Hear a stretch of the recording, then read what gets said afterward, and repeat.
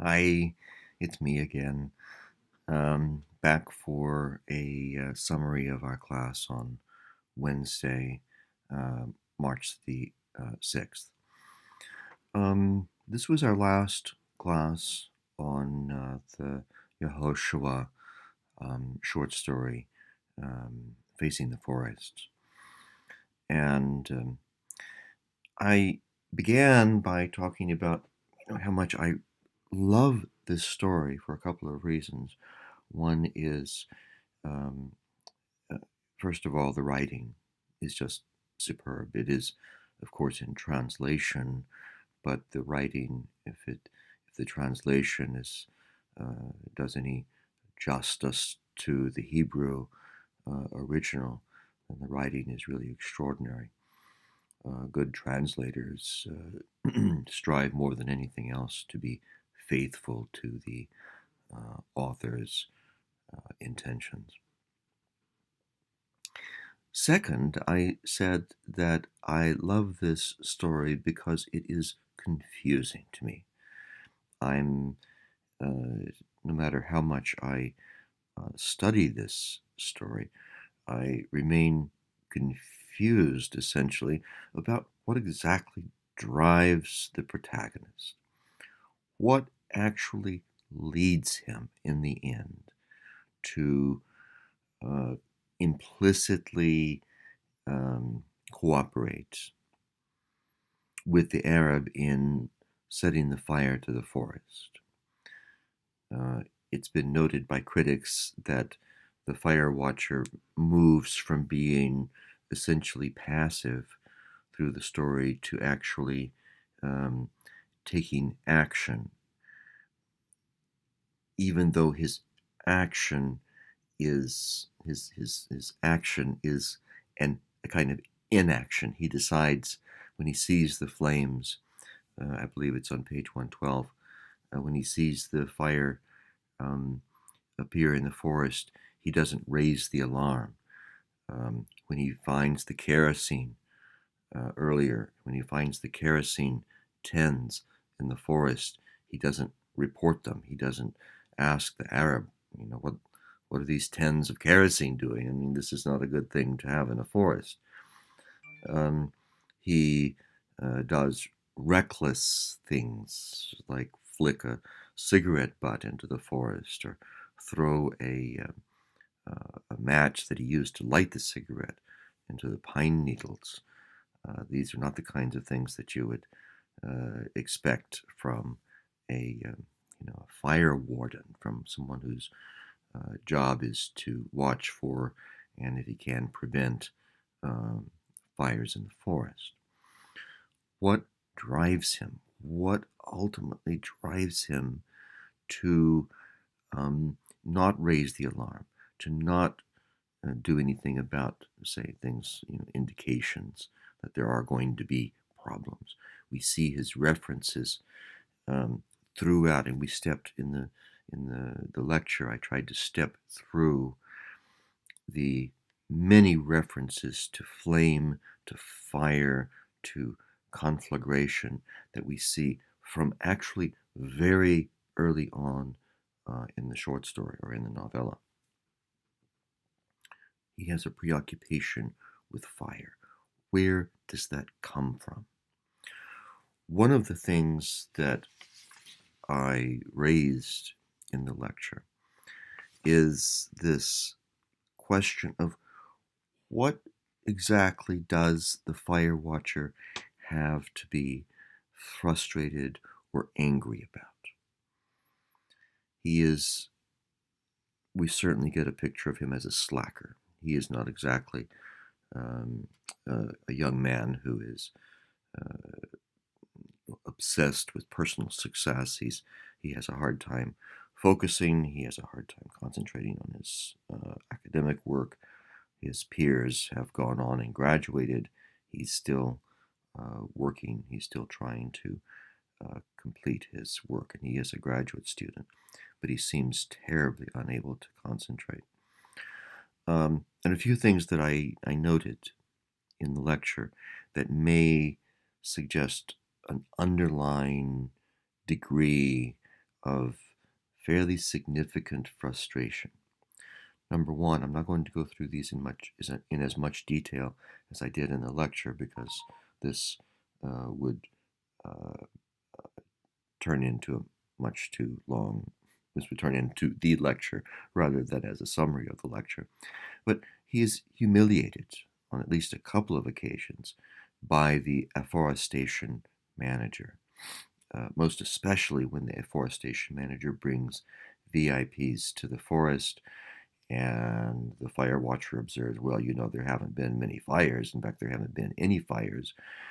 And the manager responds by saying, you thought there was going to be fires? There's never been a fire in this forest. In fact, you know, nature is so attuned to the enterprise of the state of Israel that fire, I think his language is, fire has no hold on this forest.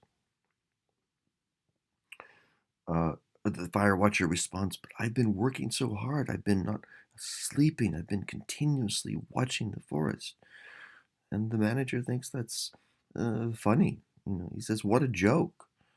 Like, you fool. There's not going to be any fire here.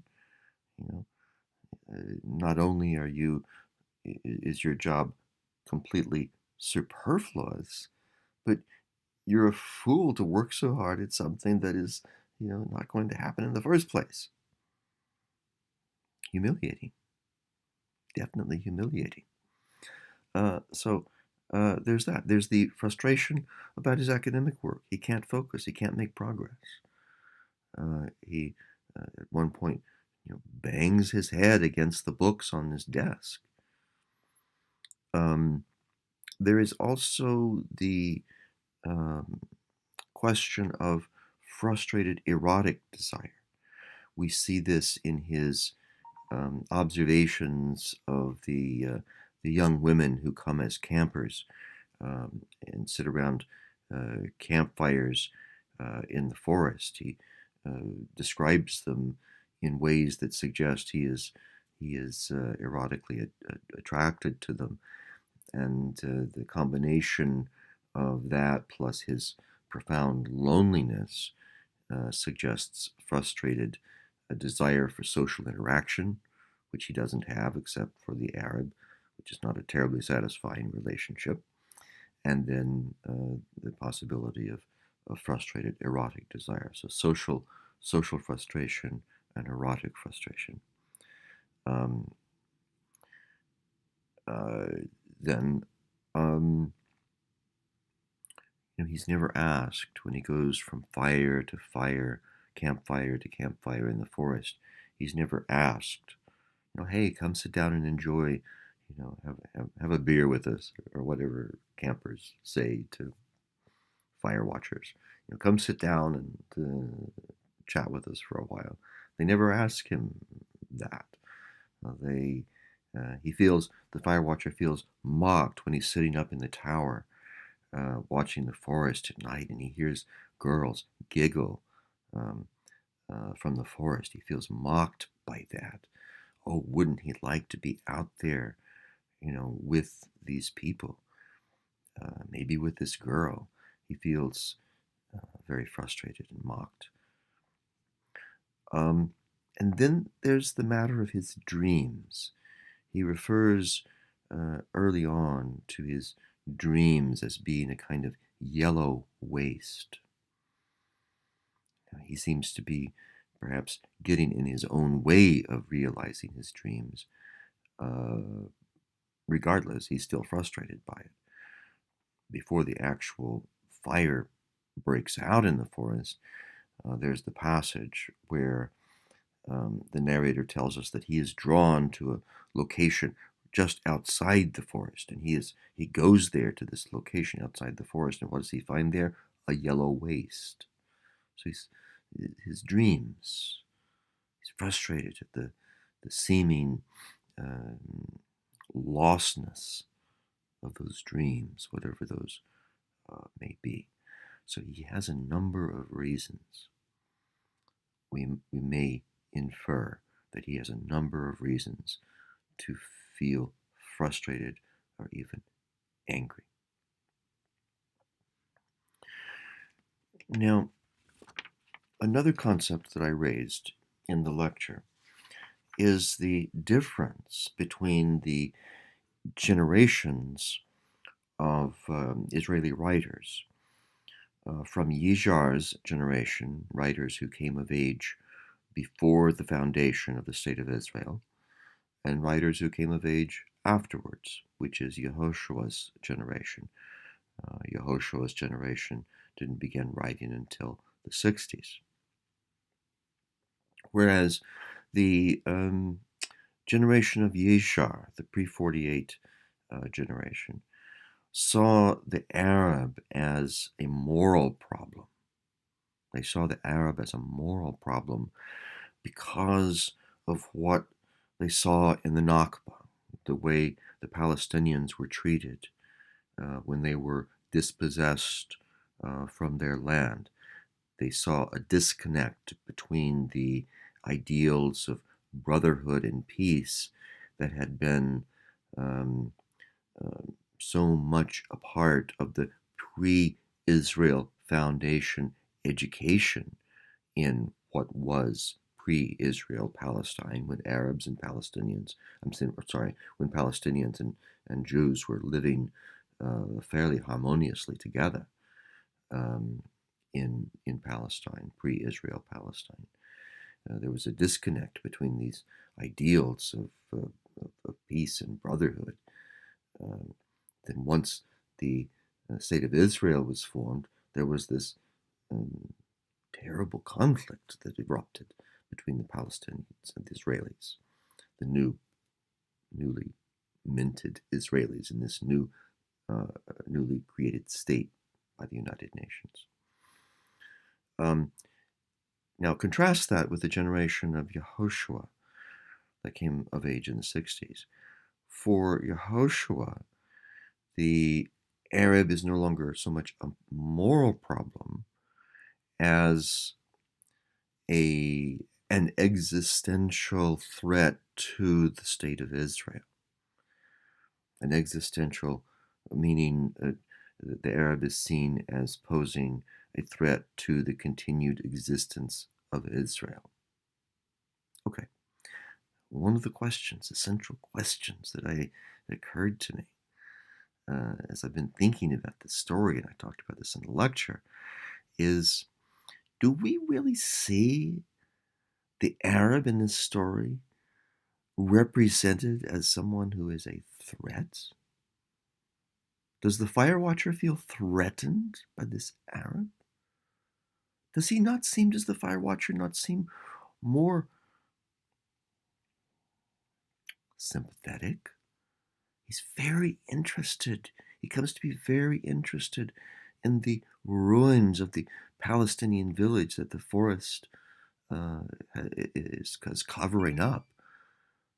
Maybe this is another source of his frustration. That, for example, the manager of afforestation would not come clean with the news that, yeah, the forest is over. There is a old Palestinian village here that the forest was planted to cover up. The manager says fire has no hold on this forest. Maybe the fire watcher says, I'll show you. You think it won't burn? I'll show you. Burn. Think about it. So we have the critics saying that, yeah, the generation of the 60s, Israeli writers in the 60s, they saw the Arab as a threat to Israel. Well, I don't doubt that. But is that what we see in the story? Is the Arab really represented as a threat? Or is he? We know that he has been at pains to tell the firewatcher, to communicate to the firewatcher that, yeah, this village existed. I lived there. He wants to. But of course, he can't say this because his tongue has been cut out, presumably by the Israeli soldiers in 1948 during the Nakba. Does he not have motivation to want to burn the forest down, to expose the ruins of the village? Doesn't seem like an Arab who is intent on the destruction of Israel. What do you think? So, in the writing assignment that I'm going to post, what I want you to pursue is this question. And be sure and read carefully the text of the writing assignment. I have not posted it yet, not as of Thursday the 7th, but I will probably by tomorrow, Friday the 8th of March. What drives the firewatcher to be complicit in the burning down of the forest? That's what I'm fascinated by. That's what I want to know you're thinking about as you read the story. And I want to see evidence that you bring to bear from the text that supports what you will argue is the motivation, the firewatcher's motivation, what drives him ultimately, not to call the alarm when the fire actually starts in the forest. Okay. This doesn't cover everything, of course, from the lecture, but I think it covers the main points. If you have questions, of course, don't hesitate to talk to me before or after class, and feel free to write me at greenj@farmingdale.edu. I hope you found something here helpful. Thanks then, until next time. Take care.